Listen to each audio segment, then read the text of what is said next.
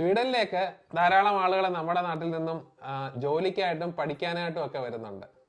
എല്ലാവർക്കും വളരെയധികം കൺഫ്യൂഷൻസ് ഉണ്ട്. ഒന്ന്, സ്വീഡനിൽ വന്നാൽ ജോലി കിട്ടുമോ? ഇനിയും ജോലിക്കായിട്ട് വരുന്നവരുടെ ഡിപ്പെൻഡൻസിനുള്ള കൺഫ്യൂഷൻ, അവർക്ക് ഇവിടെ ജോലി കിട്ടുമോ? നാട്ടിലൊക്കെ വളരെ നല്ല രീതിയിൽ ജോലിയൊക്കെ ചെയ്തിട്ട് അവർക്ക് ഇഷ്ടപ്പെട്ട ഫീൽഡിലൊക്കെ ജോലി ചെയ്തിട്ടായിരിക്കും പലരും നാട്ടിലെ ജോലിയൊക്കെ ഉപേക്ഷിച്ച് ഇവിടേക്ക് വരുന്നത്. അവർക്ക് പറ്റിയ കരിയർ പാത്തുകൾ എന്തൊക്കെയാണ്? ഇവിടെ വന്നു കഴിഞ്ഞാൽ അവർക്ക് നല്ലൊരു ജോലി ലഭിക്കുമോ? ഇങ്ങനെയുള്ള കുറേ ചോദ്യങ്ങൾ നമ്മളെല്ലാവരുടെയും മനസ്സിലുണ്ട്. പല ആളുകളും ഇൻസ്റ്റാഗ്രാമിലും ഫേസ്ബുക്കിലും യൂട്യൂബിലും ഒക്കെ മെസ്സേജ് ഇടുന്ന ഒരു ചോദ്യമാണ്. അതിനുള്ള ഉത്തരമാണ് നമ്മുടെ ഇന്നത്തെ വീഡിയോ. എൻ്റെ ഒരു ഫ്രണ്ട് പ്രശാന്ത് യാദൃശ്ചികമായിട്ട് വീട്ടിൽ വന്നപ്പോൾ അദ്ദേഹം ഈ ഒരു ചലഞ്ചിൽ കൂടിയൊക്കെ കടന്നു പോയിട്ടുള്ള ഒരാളാണ്. നമുക്ക് കറക്റ്റായിട്ടുള്ള ഇൻഫർമേഷൻസ് ഈ കാര്യങ്ങളുടെ ജോലി കിട്ടാനും ഇവിടെ തുടർന്ന് പഠിക്കാനുമുള്ള കാര്യങ്ങളെ പറ്റിയുള്ള കാര്യങ്ങളെല്ലാം പ്രശാന്ത് നമ്മളെ ഹെൽപ്പ് ചെയ്യും. അപ്പം നമ്മളോടുള്ളത് ഇന്ന് പ്രശാന്താണ്. ഹായ്, ഞാൻ തൃശ്ശൂർകാരനാണ്. ഇപ്പോൾ ജിനു ഭായി എന്നെ പരിചയപ്പെടുത്തിയല്ലോ, പ്രശാന്ത്. ഞാനിപ്പോൾ ഇവിടെ വന്നിട്ട് ഏകദേശം ഒരു 2 വർഷത്തോളം ആവണം.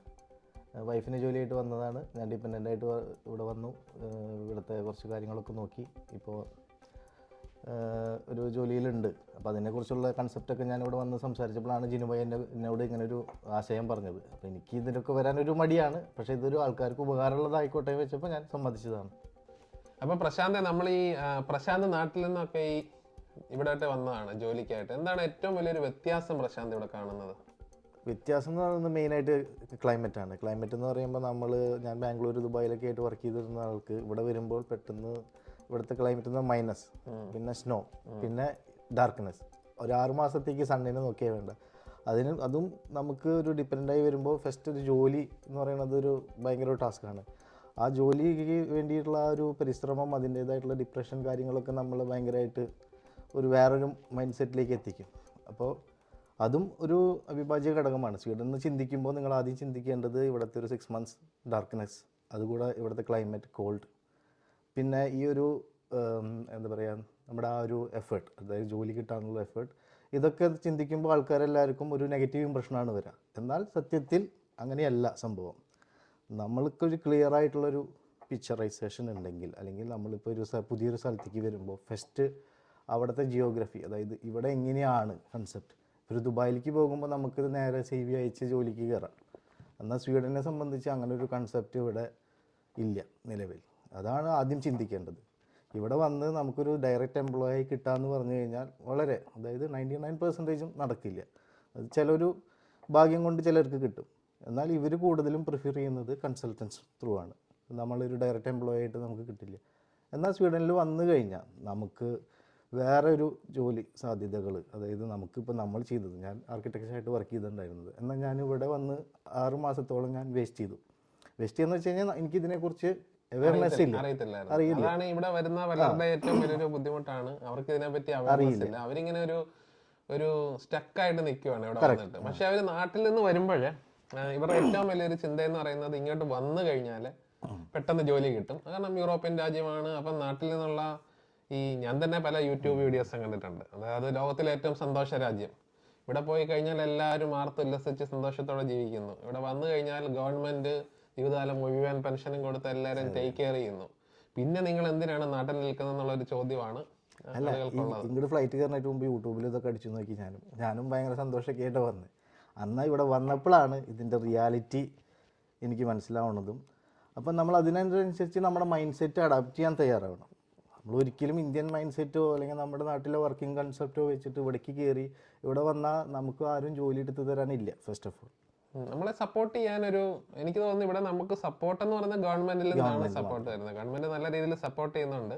പക്ഷെ എനിക്ക് തോന്നുന്നു ആ ഒളിഞ്ഞിരിക്കുന്ന സംഭവങ്ങളൊക്കെ ഉണ്ട്. ഇവിടെ ജോലി കിട്ടാൻ ഗവൺമെന്റ് തരുന്ന സപ്പോർട്ടുകൾ, എന്തൊക്കെ സിസ്റ്റംസ് നമുക്കുണ്ട്, ഇതൊന്നും ആർക്കും അറിയില്ല.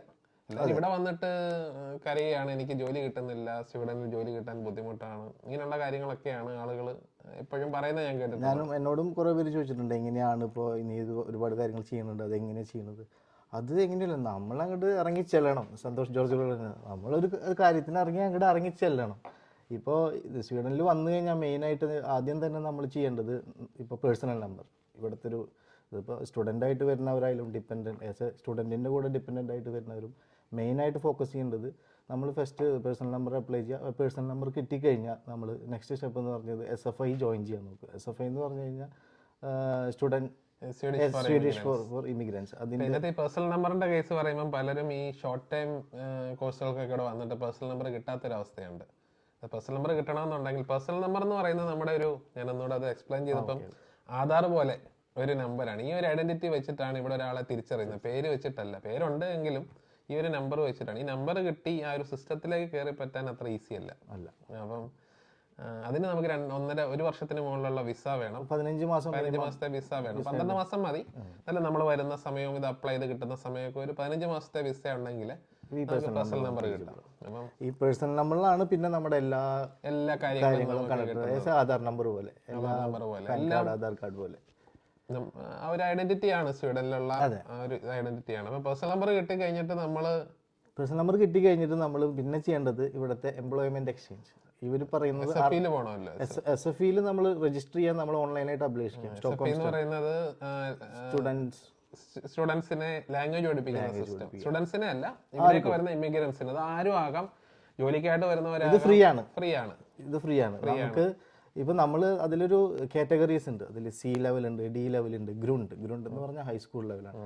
ഇപ്പൊ നമ്മൾ സ്റ്റാർട്ട് ചെയ്യുമ്പോൾ C ലെവലായിട്ടായിരിക്കും സ്റ്റാർട്ട് ചെയ്യുക. കാരണം നമുക്ക് ഓൾറെഡി ഒരു എഡ്യൂക്കേഷൻ ബാക്ക്ഗ്രൗണ്ട് ചെക്ക് ചെയ്യുമ്പോൾ നമ്മളെല്ലാവരും എനിക്കൊന്ന് ഡിഗ്രി ലെവലിലുള്ളവർ C ലെവലിൽ സ്റ്റാർട്ട് ചെയ്യും. ഇപ്പം ഒരു ഹൈസ്കൂൾ എഡ്യൂക്കേഷൻ മാത്രമുള്ളവർ A-യും സ്റ്റാർട്ട് ചെയ്യും. അത് ഞാൻ കണ്ടിട്ടുള്ളത്, ഇവിടേക്ക് വരുന്ന ഇമിഗ്രൻസ് പല രാജ്യങ്ങളിൽ നിന്നും യുദ്ധത്തിന്റെ ഒക്കെ ഭാഗമായിട്ട് വരുന്ന ആളുകൾ, അവർക്ക് വലിയ എഡ്യൂക്കേഷണൽ ക്വാളിഫിക്കേഷൻസ് ഇല്ല. അവര് ചിലപ്പം നമ്മളെ ഇംഗ്ലീഷും ഒരല്പം ഇതൊക്കെ അറിയാവുന്ന ഒരു ക്വാളിഫൈഡ് ആയിട്ടുള്ള ആളുകൾ C ലെവലിൽ സ്റ്റാർട്ട് ചെയ്യും. അപ്പൊ എത്ര നാളെടുക്കും SFI പഠിച്ചെടുക്കാൻ?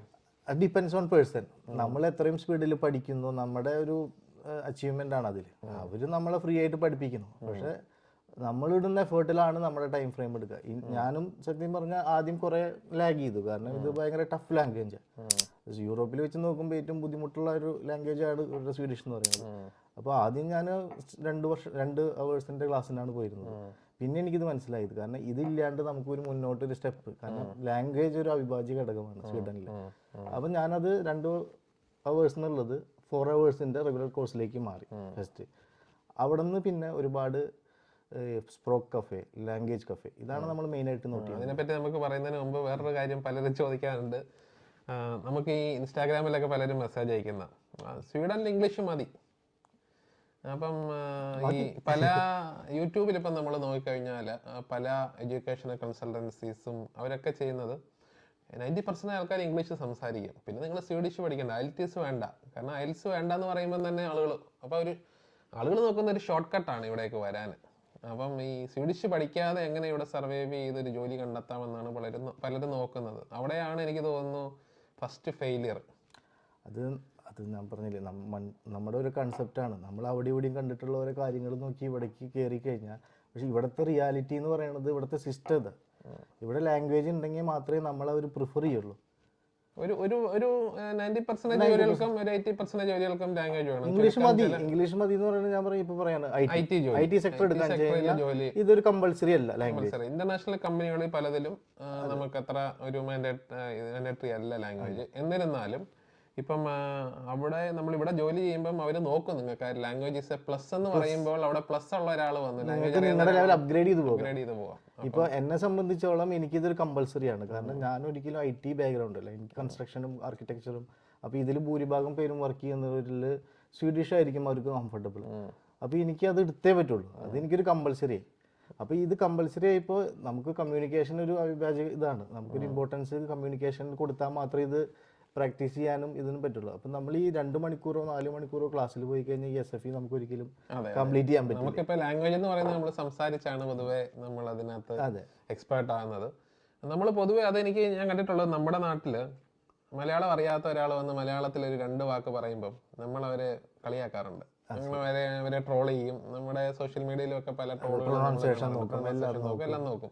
പക്ഷെ ഇവിടെ ഞാൻ കണ്ടിട്ടുള്ളത്, നമ്മൾ ഈ ഭാഷ മോശമായിട്ട് സംസാരിച്ചാലും അല്ലെങ്കിൽ നമ്മൾ പഠിക്കുന്നത് എൻകറേജ് ചെയ്യും. അവർ പറയാം നിങ്ങൾ സംസാരിക്കുന്നത് വളരെ നല്ല കാര്യം, നിങ്ങൾ സംസാരിക്കും എന്നുള്ള അത് ഭയങ്കര ഒരു ഡിഫറൻസ് ആണ്. ഞാനത് തിരിച്ചറിഞ്ഞിട്ടുണ്ട്. കാരണം ഞാനിപ്പോൾ 1 വർഷമായിട്ടുള്ള ഈ പ്രോഗ്രാമിനൊക്കെ പോകുമ്പോൾ 1 വർഷമായിട്ടുള്ള സ്വീഡനിൽ വന്നിട്ട് പറയുമ്പോൾ ഞാനൊരു 4 സെൻറ്റൻസ് വെക്കുമ്പോഴും അവർക്ക് അതൊരു എക്സൈറ്റ്മെൻറ്റ്. കാരണം നമ്മൾ അവരുടെ ഭാഷ പഠിച്ച് ട്രൈ ചെയ്ത് അത്രയും എത്തിയല്ലോ, അതിൽ മിസ്റ്റേക്സ് ഉണ്ടാവും. പക്ഷെ അവർ നമ്മൾ ആ മിസ്റ്റേക്സിന് പകരം നമ്മൾ അവർ ഒന്നുകൂടി എൻകറേജ് ചെയ്യും. അതായത് നിങ്ങൾ അറ്റ്ലീസ്റ്റ് ഈ ലെവലിലേക്ക് ഇതിങ്ങനെ തന്നെ കണ്ടിന്യൂസ് ചെയ്ത് പോയി കഴിഞ്ഞാൽ automatically you will pick up in 6 months. അപ്പോൾ ആ ഒരു ധൈര്യം നമുക്ക് കിട്ടും. അതായത് ആസ് എ സ്വീഡിഷ് പേഴ്സൺ നമ്മളോട് ഇത് പറയുമ്പോൾ നമുക്കൊന്നും കൂടിയും ഒരു ആത്മവിശ്വാസം കൂടുതലായിരിക്കും. അപ്പൊ നമ്മൾ ഈ SFEയിൽ പോയി കഴിയുമ്പം ഈ ക്ലാസ്സുകൾ ഒരു 6 മാസം കൊണ്ട് നമുക്ക് സ്വീഡിഷ് ഒരു ഡി ലെവൽ എത്താൻ പറ്റുമോ? 6 മാസം നമ്മൾക്ക് തുടർച്ചയായിട്ടുള്ള പ്രയത്നമാണ് ഇതിന് മെയിനായിട്ട്. അതായത് സ്വീഡിഷ് ഒരു ടഫ് ലാംഗ്വേജ് ആണ്. ഗ്രാമറായിട്ട് എടുക്കാൻ വെച്ചാലും ലാംഗ്വേജ് ആയിട്ട് എടുക്കാൻ വെച്ചാലും അതിൻ്റെ പ്രൊനൗൺസിയേഷൻ ആയാലും അതൊന്നും ഒരു ഇംഗ്ലീഷായിട്ട് മാച്ചാവുന്ന അക്ഷരം പോലെ ആണെങ്കിലും ഒരിക്കലും അത് അങ്ങനെയായിരിക്കില്ല പ്രൊനൗൺസ് ചെയ്യുന്നത് തന്നെ വളരെ വ്യത്യാസമാണ്. അപ്പം പ്രശാന്ത് പിന്നെ ചെയ്ത് സ്പോക്ക് കഫേയിൽ പോയി. സ്പോക്ക് കഫേ എന്ന് പറയുന്നത് നമ്മൾ സംസാരിക്കുന്ന കഫേകൾ, വൈകുന്നേരം ഒരു ലൈബ്രറിയിലൊക്കെ ആളുകൾ കൂടിയിരുന്ന് സ്വീഡിഷ് സംസാരിക്കുന്നത്. നമ്മുടെ നാട്ടിലെ പഴയ വായനശാലയിലൊക്കെ ആളുകൾ കൂടിയിരുന്ന് പത്രം വായിക്കുന്ന പോലെ ലാംഗ്വേജ് പഠിക്കാൻ ഇൻട്രസ്റ്റ് ഉള്ള ആളുകളെല്ലാം ഗ്രൂപ്പ് ഓഫ് പീപ്പിൾ. അപ്പം ഇതിന്റെ ഡീറ്റെയിൽസ് നമുക്ക്, എനിക്കൊന്ന് സ്പോക്ക് കഫേയുടെ ഡീറ്റെയിൽസ് നമുക്ക് ഇവിടെ ലിങ്ക് കൊടുക്കാം. അപ്പൊ ആളുകൾക്ക് ഇവിടെ വരുന്ന ആളുകൾക്കൊക്കെ താല്പര്യം ഉണ്ടെങ്കിൽ അവർക്ക് അത് ചെയ്യാവുന്നതാണ്. അപ്പോൾ നമ്മളിപ്പോൾ പറഞ്ഞു വന്നത് സ്പോക്ക് കഫേ എന്ന് പറയുന്നത് ലാംഗ്വേജ് സ്റ്റഡി മാത്രമല്ല, അതിലൂടെ നമുക്ക് ഒരുപാട് നെറ്റ്വർക്കിംഗ് ഉണ്ടാക്കാം. അതായത് പല രാജ്യത്തു നിന്നും വന്നിട്ടുള്ള പല കാറ്റഗറി ഓഫ് പീപ്പിൾ, അതായത് ആൾക്കാരായിട്ട് നമുക്കൊരു റിലേഷൻഷിപ്പ് മെയിൻറ്റെയിൻ ചെയ്യാൻ സാധിക്കും. അതിലൂടെ നമുക്ക് ഒരുപാട് ഇൻഫർമേഷൻസ് കളക്ട് ചെയ്യാൻ പറ്റും. ഇപ്പോൾ ഈ സ്റ്റോക്ക്ഹോമിലായാലും ഇപ്പോൾ സ്വീഡനിലായാലും ഏതൊക്കെ ജോലി സാധ്യതകൾ നമുക്ക് ഈസി ആയിട്ട് ആക്സസബിൾ ഉണ്ട്. അതായത് ഇവിടെ നമ്മുടെ പ്രൊഫഷൻ വെച്ച് നോക്കുമ്പോൾ ഒരു ആർക്കിടെക്ചറോ അല്ലെങ്കിൽ ഒരു സിവിൽ എഞ്ചിനീയറോ അല്ലെങ്കിൽ ഒരു IT അത് പെട്ടെന്ന് ഒരു ആക്സസബിൾ അല്ല. കാരണം ഇവിടെ ഒരുപാട് ലിമിറ്റേഷൻസ് ഉണ്ട്. ആ ഒരു കാറ്റഗറിയിലേക്ക് ജോലിക്ക് ആളെടുക്കാമെന്ന് പറഞ്ഞു കഴിഞ്ഞാൽ നമ്മളെ വേറെ ഏതെങ്കിലും രാജ്യത്ത് വെച്ച് നോക്കുന്ന പോലെ ഒരു എളുപ്പമല്ല. അപ്പോൾ ഇവിടെ നമുക്ക് മെയിൻറ്റെയിൻ ചെയ്യുന്നത് എക്സ്പെൻസാണ്. നമ്മളിപ്പോൾ ഇവിടെ എത്തിക്കഴിഞ്ഞാൽ നമുക്കൊരു ഭയങ്കരമായിട്ടുള്ളൊരു എക്സ്പെൻസ് ഉണ്ട് ഇവിടെ, റെൻറ്റും കാര്യങ്ങളും. അതൊക്കെ ആയിട്ട് നോക്കുമ്പോൾ നമ്മൾ ഫസ്റ്റ് നോക്കേണ്ടത് ഈസി ആക്സസിബിൾ ആയിട്ടുള്ള ജോലികളാണ്. അപ്പോൾ അത് ഈ നെറ്റ്വർക്കിങ്ങിലൂടെ നമുക്ക് അറിയാൻ സാധിക്കും. നമുക്കിവിടെ എനിക്ക് തോന്നുന്നു ജോലി സ്വിച്ച് ചെയ്യുന്നത് ഒരു ബുദ്ധിമുട്ടല്ല. പലരും ഇപ്പം ഇന്ന് കാർപ്പൻ്ററായിട്ട് വന്ന ഒരാൾക്ക് നാളെ IT-ലോട്ട് സ്വിച്ച് ചെയ്യണമെന്നെങ്കിൽ ഈസിയാണ്. നമ്മുടെ നാട്ടിൽ ഒരു ജോലിക്ക് കയറിയാൽ ജീവിതകാലം മുഴുവൻ അതിനെ അതേ ചെയ്യാൻ പറ്റും. അതാണ് ഞാനിവിടെ കണ്ടതിലും വെച്ചിട്ടുള്ള ഏറ്റവും വലിയൊരു ബെനിഫിറ്റ്. അതായത് നമ്മൾ ഏതൊരു ജോലിയിലാണോ വർക്ക് ചെയ്യുന്നത് അതൊന്നും ഇവർക്കൊരു അവരത് കൺസെപ്റ്റേ അല്ല. ഇപ്പം ഞാൻ ഇന്നൊരു പുതിയ കോഴ്സ് എടുത്തു, അത് നമുക്കിപ്പോൾ പ്രൊവൈഡ് ചെയ്യണതും ഇവിടുത്തെ ഗവൺമെൻറ് തന്നെയായിരിക്കും. ഈ ഒരു കോഴ്സ് എടുത്തിട്ട് ഞാനൊരു 6 monthsലോ ഒരു 8 monthsലോ അല്ലെങ്കിൽ ഇത്ര വീക്സിൻ്റെ കോഴ്സ് ഞാൻ കംപ്ലീറ്റ് ചെയ്ത് കഴിഞ്ഞാൽ എനിക്ക് ആ ജോലിയിലേക്ക് എൻട്രി ചെയ്യാന്ന് പറയുന്നത് വളരെ ഈസി ആയിട്ടുള്ളൊരു കാര്യമാണ്. കാരണം അവരത് നോക്കുന്നത് ലേറ്റസ്റ്റ് എക്സ്പീരിയൻസ് ആണ്. അത് നമ്മൾ എടുത്തിരിക്കുന്നത് സ്വീഡനിലാണ്. പിന്നെ ഈ ലാംഗ്വേജ് ഒരു സപ്പോർട്ടീവാണ്, നമുക്കൊരു ബെനിഫിറ്റാണ്. ഈ ലാംഗ്വേജും കൂടി അറിയാമെന്ന് പറഞ്ഞു കഴിഞ്ഞാൽ നമുക്കതൊരു ന്യൂ ലെവൽ എൻട്രിയാണ്. കാരണം ഇവിടെ നമ്മൾ എന്തൊക്കെ പഴയ ചെയ്തു എന്നുള്ളതിന് ഒരു പ്രസക്തി കുറവായിരിക്കും. അത് പിന്നീടാണ് വരിക. ആദ്യം നമ്മൾ ഈ രാജ്യത്തെ വന്ന് അവിടത്തേതായിട്ടുള്ള ഒരു കാര്യങ്ങളും കൾച്ചറുകളും അവിടുത്തെ ഒരു സിസ്റ്റം നമ്മൾ പഠിച്ച് ഫസ്റ്റ് ഒരു ജോലി എന്ന് പറയുന്നത് നമ്മുടെ എക്സ്പെൻസ് മെയിൻറ്റെയിൻ ചെയ്ത് പോകാനുള്ള ഏതെങ്കിലും ഒരു ജോലിയിലായിരിക്കണം നമ്മൾ കയറുക. ഇത് കയറി കഴിഞ്ഞാൽ നമുക്ക് പിന്നെ ഓട്ടോമാറ്റിക്കായിട്ട് നമുക്ക് കണക്ഷൻസ് വന്നുകൊണ്ടിരിക്കും. നെറ്റ്വർക്കിംഗ് അതാണ് എല്ലാവരോടും ഞാൻ പറയുന്നതെന്ന് വെച്ചാൽ നെറ്റ്വർക്കിംഗ് ബിൽഡ് ചെയ്യാൻ നോക്കുക. ഇപ്പോൾ ലാംഗ്വേജ് കഫേ എന്ന് പറയുന്നത് ലാംഗ്വേജ് മാത്രമല്ല നമുക്ക് അവിടെ കിട്ടുക, നമുക്ക് ഒരുപാട് ജോലിയിൽ വർക്ക് ചെയ്യുന്ന ഒരുപാട് ആൾക്കാരായിട്ട് നമുക്ക് കണക്ഷൻ കിട്ടും. പല രാജ്യത്തു നിന്നും പല കൾച്ചറുകളുള്ള ആൾക്കാരെയും നമുക്ക് പരിചയപ്പെടാൻ സാധിക്കും. അവരുടേതായിട്ടുള്ള എക്സ്പോഷർ, അവരിപ്പോൾ സ്വീഡനിൽ വന്നിട്ട് ചിലപ്പോൾ 4 വർഷമായിട്ടുണ്ടാവും, 5 വർഷമായിട്ടുണ്ടാവും. അവർ കടന്നു പോയിട്ടുള്ള സാഹചര്യങ്ങളൊക്കെ നമുക്ക് എക്സ്പ്ലെയിൻ ചെയ്യുമ്പോൾ നമുക്ക് അതിൽ നിന്ന് നല്ലതിനെ എടുക്കാം. നമുക്ക് ഏതൊക്കെ പെട്ടെന്ന് ഈസി ആയിട്ട് എടുക്കാൻ പറ്റും, ഏതൊക്കെ റൂട്ടിലൂടെ പോയാൽ നമുക്ക് സക്സസ് ആവാം, അല്ലെങ്കിൽ ഒരു ജോലിയിലേക്ക് കയറി പറ്റാൻ സാധിക്കും എന്നുള്ള കാര്യങ്ങളൊക്കെ നമുക്ക് അവിടെ നിന്നൊരു ഹിൻഡ് കിട്ടും. പിന്നെ നമുക്ക് ഈ ജോലി സാധ്യത എന്ന് പറയുമ്പോൾ രണ്ടാമത്തെ കാര്യം എന്ന് പറയുന്നത് ഈ SFIയിൽ നമ്മൾ ജോയിൻ ചെയ്ത് കഴിഞ്ഞാൽ SFIയിൽ തന്നെ ഈ കരിയർ ഗൈഡൻസ് ഉണ്ട്. അവരുടെ തന്നെ അഡ്മിനിസ്ട്രേഷനായിട്ട് ബന്ധപ്പെട്ട് കഴിഞ്ഞാൽ അതിനൊരു കോച്ച് ഉണ്ട്, കരിയർ കോച്ച് എന്ന് പറഞ്ഞിട്ട്. അപ്പോൾ നമുക്ക് ഓപ്പണായിട്ട് ഒരു ബുക്കിംഗ് എടുക്കാം അവരായിട്ട്. ഇതെല്ലാം ഫ്രീ ആണ്. നമ്മുടെ ഒരു ബാക്ക്ഗ്രൗണ്ട് പറഞ്ഞിട്ട് ഞാൻ ഇന്ന ബാക്ക്ഗ്രൗണ്ടിലാണ് വർക്ക് ചെയ്ത് തുടങ്ങുന്നത്, ഇനിയിപ്പോൾ ഇവിടെ വന്നാൽ എന്തൊക്കെ ചെയ്യണം, ഏതൊക്കെ കാര്യങ്ങൾ ഫോക്കസ് ചെയ്യണം ഒരു ജോലിയിലേക്ക് കയറണമെങ്കിൽ, അപ്പോൾ അതിന് വ്യക്തമായിട്ടുള്ള ഒരു പിക്ചർ അവർ തരും. ഇപ്പോൾ ഇന്ന ബാക്ക്ഗ്രൗണ്ടാണ്, അപ്പോൾ അവർ ഇന്ന കോണ്ടാക്ട് ചെയ്തിട്ട് നമ്മുടെ ഡോക്യുമെൻറ്റ്സ് സബ്മിറ്റ് ചെയ്യുക, എഡ്യൂക്കേഷൻ ഡോക്യുമെൻറ്റ്സ്, അതിൻ്റെ ലിങ്കൊക്കെ അവർ തരും.